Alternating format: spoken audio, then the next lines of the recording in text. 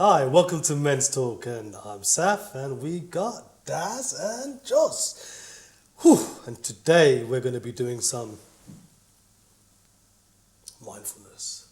But before we do the mindfulness, let's talk about it. Let's talk about the benefits and why it's so important to do mindfulness, apart from the grounding side of things. So over to you, Daz. Tell me, why mindfulness? What is mindfulness to you? To me, I think I'm a big believer in, I don't want to upset people, and I tend to reserve judgment on people about the way they are, the way they act, with keeping it to myself. I would rather not say anything than rather say something and upset someone. And that's the way I look at it. Whether it's the right way of looking at it, I have no idea. So you're saying being mindful of what you're going to say or what you're going to do? Mindful of the people who's in the room around you listening. There's no use of saying something where someone could be in earshot where you're going to upset them. I'm quite a big believer in, you've got to be not just the people what we're here. There could be people listening, so I don't want to upset anyone. That's the way I am. Mm-hmm. I'm quite reserved in my judgment on certain people. But when I have an opinion, then obviously I'm quite happy to say that. But I still, in the back of my mind, I still have that thing of don't upset people. Josh, do you agree or disagree? Because your hands are going up. Yeah, I agree, because there's a thing me and my friends say, it's called read the room. Read the room. Read the room. See what's around. Even in the WhatsApp group, read the room. Before you just put a certain type of meme in the chat or you have a certain type of conversation, read the vibes of what's happened before. Oh. And it's also being mindful, like when I phone my friends, if I'm phoning them because I want to offload, hi Saf, are you in the right space to listen to me? I've not had a good day. Yeah, I like that. I'm not in the right space right now. I'm doing something. I've got to go. Okay, thanks, love you. So it's like you're being mindful on what could be happening without actually by asking the question. And it's so great because we're talking about mindfulness. When I've asked this question before, people start going about being grounded, having your feet down, breathing up. But this is I like this. Yeah. This is different, right? In saying that, I also elate to this. That's one of my good words, actually, elate. Elated. Yeah, I know. And that is checking yourself, having your checks. So reading the room is one of those checks. Check yourself before you wreck yourself. My brother. Checking yourself, reading the room, and then thirdly, checking the individual that you're going to engage or give energy to, making sure that they're there. Like, it's basically holding space and seeing if they're present or if they want to be present. Because some days you don't want to be present, and you should be allowed to not be present if you don't want to be. So I owe you the right to ask you, do you want to hear me out? Because I've got something to say that it's a bit heavy. I've had a heavy month. And the trick is not to get upset or offended if they say no. Exactly that. Also, even for the good stuff, if I'm like, I've got some good news, do you mind if I share it with you? Not really, it isn't day to day. I've never done that. I've never ever done that. I've never phoned up a friend and asked if they're having a good time or whatever. Normally I'm the person who's phoning up and they offload on me. Yeah. So there's only two people I'll bounce off on life, and that's my best mate Marco and my wife Mel. Yeah. And I know that I could say anything to them and they could say anything to me. I won't take umbrage to it, they won't take. But I couldn't say anything. There's certain things which I wouldn't want to offload on you and I wouldn't want to offload on you because you're black, because of your everything about it, but I wouldn't feel comfortable in saying that conversation or having that conversation. And I think that comes from myself, not anyone else. Is that because you fear offending someone? Yeah, 100%. So you're mindful that you might say something that might be wrong, might be perceived. It's all perceptions. 100%. Yeah, I like to go through life trying to be very, very calm, very understanding, different things. I went through a stage when I was dealing with depression that my wife would offload on me because I was being a complete idiot. Right? And my way, I wouldn't argue. I'd turn around and walk away and I'd be quiet. And because I didn't want to speak out of turn, say something and antagonise the situation. So my way of dealing with it was that I would be really quiet. But the worst thing in the world is that used to wind her up even more. So I couldn't overcome that self-perception to try and put the situation right. Devil you don't. Yeah. And also, to be able to overcome that self-perception, you see, when we talk about knowing ourselves, knowing thyself, then knowing yourself means you set boundaries for yourself. And that means you learn to set other people's boundaries. Just because I know you're on the other side of the phone, it doesn't mean you want to listen or hear what I've got to say today. So I shouldn't assume that I can just say what I want to say and just offload, because it's the norm, but you need to non-normalise it and normalise me asking you, you okay today, for you to listen to this, because it's not fair that you should just have to hear what I want to say if you're not in the mood. And as for boundaries, as for men, we need to put boundaries in place for us, for ourselves, individuals, and in our friendships as well, and in our spaces, whether it's with our parents, wives, children. We need boundaries for ourselves to protect ourselves, because you need to protect your energy, or as they say, protect your neck, if you listen to music like that. And it's all the same thing, where like, protect yourself, protect your energy, set boundaries in place, and move forward, and expect people to do the same for themselves. And if they don't, sometimes set boundaries for them, because you don't want to sometimes take advantage, because humans take advantage. This is the thing, yeah, for you, because your thinking is not a normal thinking, right? Because if I've just passed my driving test, or my son's, and I'm on the phone, I'm not going to say, excuse me, are you okay to hear some good news? So you've obviously gone through something to have that mindset. That's what I was going to just say to that. You've obviously gone through I'd done something, part of the Invictus games, there was a trial just before last year, and I went out and I threw discus. And the year before I was in Sydney, got bronze, threw personal best, everything. Went to the trials, threw in 42 metres, which put me, I think, 9th in the country for discus. And I got the gold medal, put it around my neck, and I'm walking around straight-faced, everything. And I got an interview done with that. And they said, why aren't you laughing, smiling, joking? I went, because I don't want to go around jumping about, going, yeah, I've got the gold, I've done personal best, I've done this, everything about it. Because someone's got silver, someone's got bronze, and they're not happy. They could not be happy about getting that position. They wanted that gold. It could be someone who hasn't got any PB, 3 false throws in the discus, and they are upset by that. So if they were to see me jumping around celebrating, I was actually too mindful on what they might think of me because I was celebrating. So I didn't. But are you gonna phone a friend or phone a family member and go, look, are you okay to hear some good news?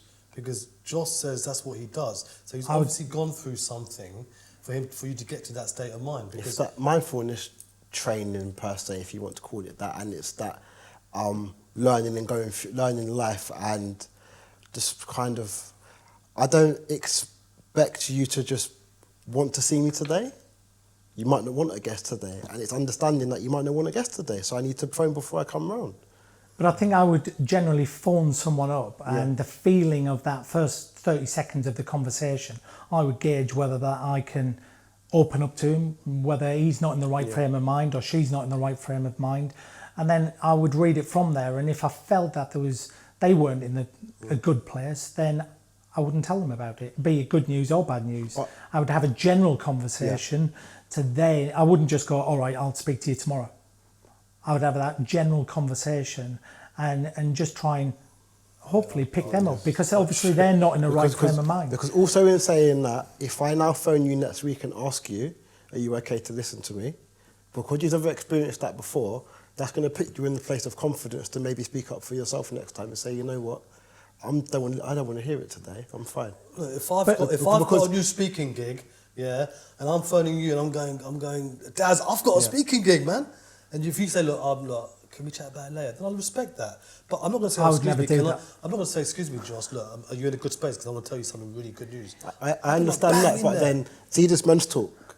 Yeah. We're here to learn healthy habits and new habits. Yeah. So, and it's not saying the habits you have aren't healthy, but it's being extra mindful and attentive would then have you saying, you know what, I'm going to ask Daz if he wants to hear this, because normally I don't. And then that puts you both in a different place where you've now grown past the habits you've had before, and you now you normalise it now, where as men, we need to normalise these behaviours that aren't seen as the norm for us because they might make you a little bit uncomfortable. But I would get the feeling straight away from that conversation that you wanted to tell me something. And I would rather say, yeah, speak away. Yeah. Okay, but I would rather do that and let you vent than me go, look, mate, I'm not. Because you could, what you've done, I've done mental health first aid awareness courses, and I'm a first aid, mental health first aider. And what it could be is that you really need to speak to someone. If I say I'm not really in a good place, the next thing I know is that they turn around and I'm getting a friend for, did you know that Josh actually killed himself? Okay, I fully understand that, but but then you can't put that on yourself, and you can't put that on yourself. Which way? Let me just land. It's a thing where I need to feel confident and okay in myself and telling you no. That's another thing we say in this men talk. It's respecting my no and be confident to say, you know what, I don't want to do it. And nothing that happens after that is going to make me feel bad. So if that does happen when the person on the other side of the line does X, Y, and Z and damages themselves, it's not on me. Like, it's not being dismissive, but it's like I have my boundaries in place as well. And I think I've now realised as men we don't set boundaries. No, we don't. I think I know the place you're coming from. We don't set boundaries. I think the thing that sort of sorts that out is make a phone call. Go. You got a couple of minutes? I want to say something. Maybe like that. Could you respect? I think there's a way of doing it. I would say, excuse me, are you in the right space? But then there's nothing wrong with saying you're in the right place. It's just it's not normalised for some of us men. So it's now like I can't do it. Whenever you want to call me, I'll be saying yes. Yeah. Or that's the way I am. But would you be though? I would be. If something serious has happened that day, or you've had a Barney with the missus, right? You've had a Barney. I would put that to one side to give you the time of day. Anyway, look. We'll have to agree to disagree on that. But I know you're saying transition, change and all that. But mindfulness is about the moment. Yeah. It's about the present moment. It's how you're focused. A lot of it is to do with breathing. Why do people do that? Why is it important to compose yourself and breathe and stay in the moment? Also, what I can add to everything is that is putting yourself first. Right. So it's like self-care. If I'm not okay, I can't help you. Yeah. I can't dare to help you. No, you could. Okay. Yeah. I can, but it's damaging to me. Josh, you are not that type of person. No. Wait. I can help you, but long term, if I'm putting what I need to do aside to an extent where that's the difference between short term and long term. Okay, this person needs help and I need help. If I don't do this, I'm going to be without. There's a time in life when you have to put ourselves first, and I think as men, it's not something that we want to confidently say, you know what, I'm being selfish and putting myself first. Yeah, it's called self-care. It's called self-care, and I'm agreeing with both of you on this one. I really am, because it's like the oxygen mask scenario, isn't it? You put the oxygen mask on yourself first before you put it on someone else. You know, when you're on the plane, you got that's basically what it is. Come on, Dad. No, I'm just so much of a believer of that. You've got to give people time. Like I say, that course what I did, the first aid awareness, mental health awareness, one of the things what they actually said on there was never be afraid to ask someone who you think suffering, have you thought about suicide? Now, that one question, they could offload on you all of these different things, but that one question could stop them either thinking about it or doing it. So the course taught me never be afraid to ask someone about that side of things. Definitely. But it's been open enough to that if I ask you, Josh, have you had suicidal thought, which is a hard question to have. It's a hard question to ask. But be aware that the answer what you might give is not something what I might want to hear. Because you could go, yeah, I have. And then all of a sudden you go, oh, what do I say now? What do I do? How can I make it better? And I think that's the hard side of things. But you've got to be open that the answer back could be not something what you want to hear. And you've got to flow with it. So then it changes my attitude towards you. Not attitude, that's the wrong way to say it. The understanding of you. So I've got to come down to where you are to make sure that we're on the same par, because if you're having a bad day, I need to try and lift you up, and vice versa. And that's what friends and family and everyone tend to do. So that's what I do anyway. And I'm possibly do it too much. I put two people, in fact I know I do. Yeah, because we can't pour from an empty cup. I think we can all agree on that, because we're not debating. We're both talking about mindfulness and we both get it and we both deal with stuff differently, which for me is actually amazing because seeing how someone else deals with helping others and being there for yourself and being there for others is a teachable moment for me because we can't get everything right. You can't get everything right, which I know I might now take something from your pocketbook and say, you know what, I'm going to maybe today give this person more of my time than I would have, even though I'm not in the mood. And it's going to go well for me. Where other occasions I might do the latter, but it's nice to have different tools. Yeah, of course. It's the same way that I look after children and I give these children tools to deal with stuff in life. And the tools to actually communicate or say how they feel or tools to move forward in the same tools that we have. And as I said about cup full, cup half empty, our emotional cups, my emotional cup personally, it needs to be full and I know what it needs. And I know I can't help you if my cup isn't full. Yeah. And I kind of realised the detriment for myself as an individual that I've learnt from life for me, where I've helped people and I've ended up helping them more and ended up being the one that needed even more help. But there's a little thing where you've got the cup or the bucket or whatever way you're describing it, and sometimes you have that tap on it and you build up and build up and build up, and if it doesn't overflow, then you're going to explode with your emotions and everything with it. So once in a blue moon, you've got to actually vent yourself. So you've got to open that tap to allow the water to go down in there. And that could be that phone call where you give me. And if I turn around and said, mate, what's wrong? Yeah.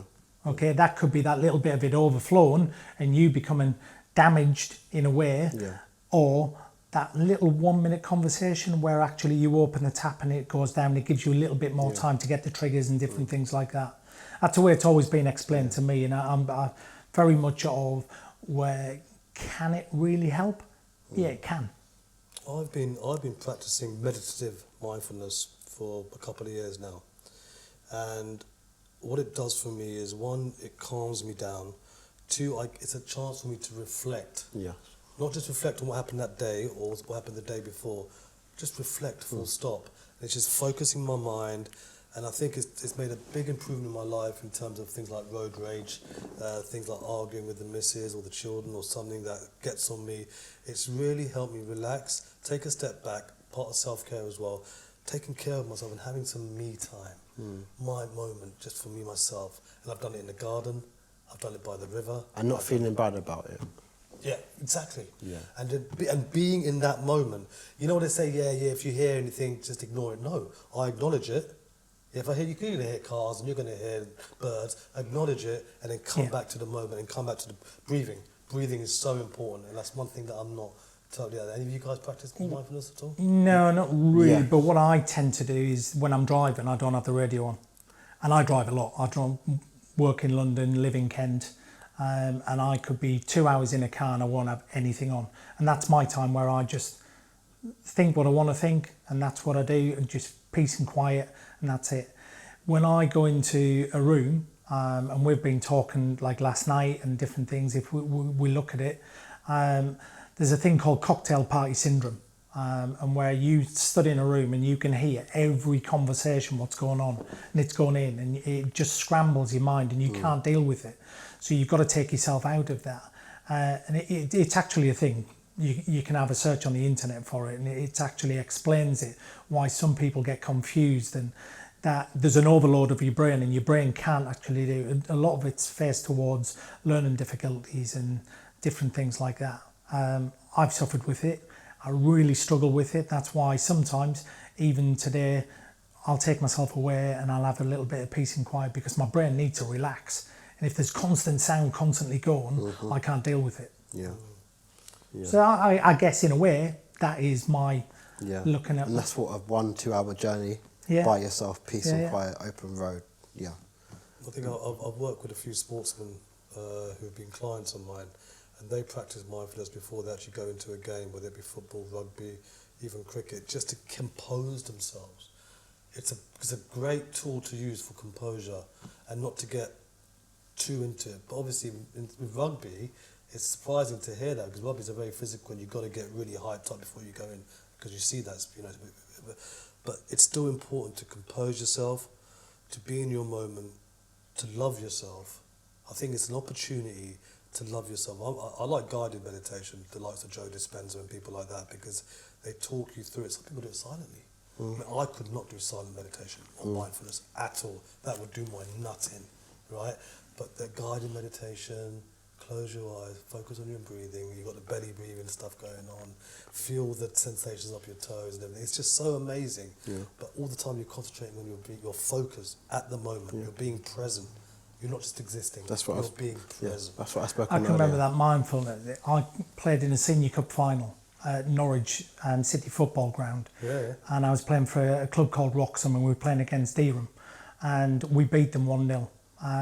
And all of my team was gone absolutely nuts. They were celebrating because this was a big cup final, played at Norwich.